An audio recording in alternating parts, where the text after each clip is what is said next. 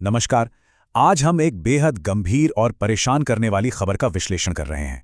15 मई 2026 समाज का हिस्सा हैं और ऐसे में ये बहुत ज़रूरी हो जाता है कि हम ऐसी खबरों को पूरी गंभीरता और संवेदनशीलता के साथ समझें। तो चलिए, बिना किसी देरी के सीधे मुख्य तथ्यों पर आते हैं और देखते हैं कि इस रिपोर्ट में असल में क्या सामने आया है।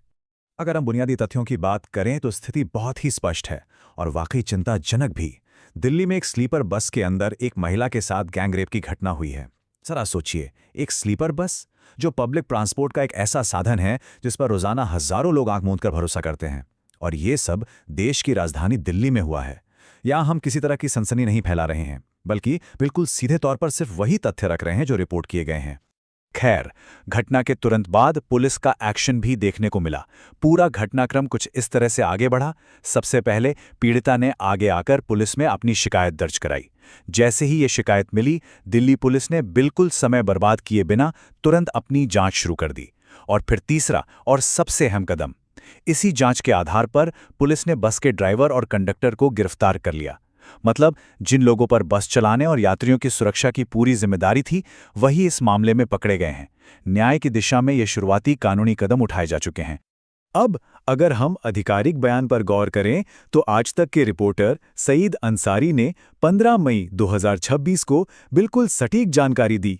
उनका सीधा कहना था, दिल्ली में स्लीपर बस के भीतर महिला से गैंगरेप की वारदात सामने आई है। पीड़िता की शिकायत पर पुलिस ने बस ड्राइवर और कंडक्टर को गिरफ्तार कर लिया है। ये बयान घटना की गंभीरता और पुलिस के तुरंत एक्शन दोनों की साफ तौर पर पुष्टि करता है। एक निष्पक्ष विश्लेषण के तौर पर हम यहाँ बिना किसी पक्षपात के सिर्फ वही जानकारी रख रहे हैं जो सीधे आधिकारिक स्रोत से मिली है। तो इन सब बातों को समझने के बाद हमारे सामने एक बहुत बड़ा और लगातार चलने वाला मुद्दा फिर से आ खड़ा होता है। इस ताज़ा घटना को देखते हुए ये सवाल उठना लाजमी है कि राजधानी में सार्वजनिक परिवहन के अंदर महिलाओं की सुरक्षा आखिर कैसे सुनिश्चित की जाए। जब एक आम स्लीपर बस ही अपराध की जगह बन जाए, तो जाहिर है हमें अपनी मौजूदा व्यवस्थाओं पर गहराई से सोचना ही पड़ेगा।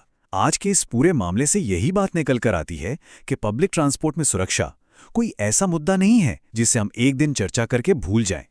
इस पर लगातार ध्यान देना और सवाल पूछना हम सबके लिए बहुत बहुत जरूरी है।